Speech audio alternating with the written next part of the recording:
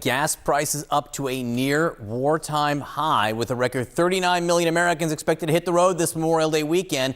The national average now stands at $4.56 a gallon. President Trump says, again, he's not thinking about these rising prices. This is peanuts, and I appreciate everybody putting up with it for a little while. It won't be much longer, but you're going to have, and frankly, there is so much oil out there. One of the things that is happening is these big ships are coming up to Texas, Louisiana, and Alaska, and they're loading up. But I don't even think about that. What I think about is you can't let Iran have a nuclear weapon. CNN's Matt Egan is with us now. Peanuts, he says. Yeah, John, look, this is a challenging situation. You've got high demand colliding with low supply. That's never a great combination, and that is why drivers this holiday weekend should be bracing for historically high prices. So GasBuddy projecting the national average will be $4.48 a gallon on Memorial Day. That would be a 42% increase from last Memorial Day. And in fact, $4.48 a gallon, this would be the second highest on Memorial Day on record. The only time higher was 4 years ago after Russia invaded Ukraine under former President Joe Biden. And this would be miles away from the pre-COVID level, well below $3 a gallon. And look, that $4.48 a gallon forecast from GasBuddy, that could prove to be optimistic because, as you noted, the AAA forecast is now up to $4.56 a gallon. So that means it is quite possible that Memorial Day could actually be an all-time high. We're going to have to wait and see how this plays out. But of course, this is happening because the unthinkable hasn't just happened. It's been happening for 11 weeks, right? The Strait of Hormuz closed. It has completely destabilized the global energy system. And the longer that it remains closed, the higher that gas prices are going to go. And I know the president dismissed this as peanuts, but Brown University has been tracking in real time the impact to consumers. And they found that higher energy costs are costing Americans $43 billion just since the war started. That's on gas, that's on diesel, and on a per family, per household basis, that works out to $325. That, of course, is hardly peanuts. And what's notable is that the 3 states that are experiencing the biggest price increase over the past year for gasoline are all 3 states that Trump won in 2024. Ohio, Alaska, Michigan, all of them more than $1.60 a gallon more expensive than this time last year. And I talked to a retired mechanic from Illinois, which is the state experiencing the 4th biggest increase over the past year. And he told me that he's living off of Social Security with his wife, and he said these high gas prices are just killing him. He said he wants to go visit his great-granddaughter living a few hours away in northern Illinois, but he feels like he can't because it's just too expensive. So I think this is just another reminder that for people who are living off of a fixed income, for lower income families, high gas prices, it's anything but peanuts. It's all too real. Yeah, I'll tell you, Ohio, Alaska, and Michigan there all have big Senate races in November as well. I bet you that might come up. It might. All right, Matt Egan, thank you very much. So, Rana, primary races, of course, are one thing, but we're not going to get a true reading of how American voters feel about the top issue of affordability until the midterms. How big a motivator do you expect sky-high gas prices and soaring grocery bills will be come November? Well, I think they're going to be a really big deal. Just taking the energy piece of that, even if you were to see some kind of a halt to the Iran crisis, in the next few weeks, it takes months, maybe even years for these sorts of supply chain disruptions to work their way through the system. Many analysts think we might see high oil prices and gas prices for as much as 3 years out from now. If you think about oil and gas as the one price that Americans see every day at the pump, most people are driving by a gas station, they're filling up. It's something that really can't be overstated. And then, the number 2 issue is food. These are the 2 things, food and fuel, that people really can't cut out of their budgets. You can say, I'm not going to take a fancy summer vacation. You can say, I'm going to shop at a thrift store, but you really can't not fuel your car and not go to the grocery store. So these things are going to be with us. And I just don't see really any disinflationary pressure on the horizon that would make those prices a lot lower come fall when the midterm voting happens. Right, and of course, as you mentioned, the Iran war and of course the closure of the Strait of Hormuz is causing these gas prices to rise to historic levels. But even if a deal comes in the next few days, what difference could that make in terms of gas prices and affordability in general? Not as much as quickly as you would like to see. A gas tanker takes months often to get to its destination, and then for that fuel to be sent to factories, to homes, et cetera.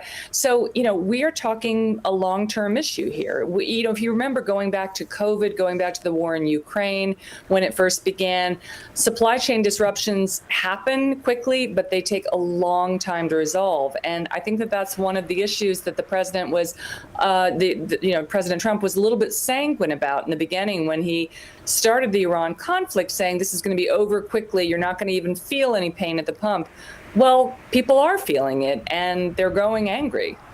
And Rana, we also know, of course, about this $1.8 billion fund paid for by taxpayers available to allies of the president after a DOJ settlement. And there are new terms that now bars the IRS from investigating Donald Trump, his family or businesses. What do you make of it? Will it add to voter frustrations, do you think?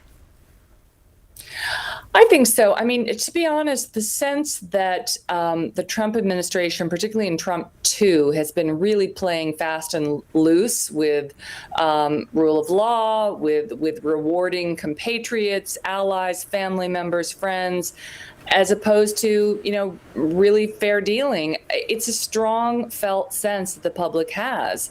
It's a bit of a drip, drip, drip problem. You never know quite when it's going to hit. But I think when you add all these things together, the fact that you have an administration that's clearly playing favorites, may not have to answer for any misdeeds, even perceived misdeeds, that's a big deal. I think that really does stick in voters' craw. And, you can see it in the incredibly low approval ratings across the board for the president, particularly his handling of the economy. But just how bad is the issue of affordability for the Trump administration, especially when we see President Trump having an extraordinarily high level of influence on the outcome of these primary races and, of course, over the GOP in general? Well, Rosemary, you're raising a great point. It is true that money still talks in U.S. politics. And you've seen in some of the primary races in Indiana, for example, there was a state primary race recently. Some Indiana senators had stood up to the president and said, we don't want gerrymandering. We want to keep things the way they are. Trump then really fought back against these state senators. This wasn't even a federal primary issue. Quadrupled the amount of money in that particular primary ad campaign and defeated the people that had opposed him. So there's definitely a kind of a sense that do not get on the wrong side of this man. He will make it personal and you will pay. And I think that people understand that. Whether that's going to carry the day in a primary season where there's so much anger and where, again, there's no reason to think the prices are going to go down, I'm skeptical of that. I still think we're going to see a Democratic sweep of the House, possibly even the Senate. Drivers across the world are already dealing with rising gas prices ahead of the busy summer travel season, and they are about to get hit in another way. The war with Iran may have created conditions for a motor oil supply crunch. Well, now some industry experts are warning of shortages. CNN's Matt Egan has more. Yeah, this is just the latest shoe to drop in the supply chain turmoil caused by the war in the Middle East. Wholesale prices for motor oil are surging, and some industry executives are warning of an imminent shortage. Here's the problem. Manufacturers are struggling to get their hands on the key raw material used to make motor oil. We're talking about something called Group 3 base oil. Normally it's imported from the Middle East, but that's not happening right now because the Strait of Hormuz remains closed. Not only that, but a key facility producing those base oils was damaged during the war.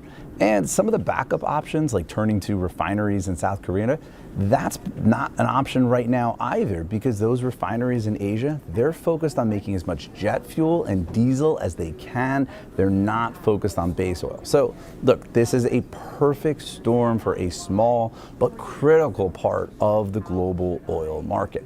And I talked to the CEO of the trade group representing independent motor oil and lubricant manufacturers, and she told me it's just a big mess. She said, quote, "We're looking at shortages. I have no doubt in my mind." Now, the main concern is those low viscosity motor oils that are very common in cars on the road today. In particular, the industry is warning of a potential shortage of 0W8, 16, and 20. And that last one is the most important motor oil on the market. It is the go-to oil for newer vehicles. And this supply chain crunch, it's already lifting prices. Wholesale prices for some motor oils are going up 6 times faster than on a normal year. 6 times faster. That's according to Tom Glenn. He's the publisher of an industry publication called Jobber's World. And Glenn told me he's been in the industry since 1979. He said he's never seen anything like this. He said that the magnitude and the frequency of the price increases today are, quote, stunning and unheard of. Now, I reached out to the White House, and a spokesperson says that the president and his team, they did anticipate short-term disruptions to the global energy market, and they are in touch with the industry and the private sector around these concerns. And the Energy Department says that they're ready to take additional action if needed to avoid supply chain disruptions. Now, Tom Glenn, the industry veteran, he told me that he suspects that workarounds will be found here, because it's not like America is going to stop driving cars. For instance, automakers, they could change how often they recommend cars get their oil changed. They could also recommend some suboptimal oils as well for the time being. Of course, there's cost to that as well if it ends up damaging engines. All of this is just another reminder of how fragile global supply chains are and how the war in the Middle East is raising the cost of living here in America.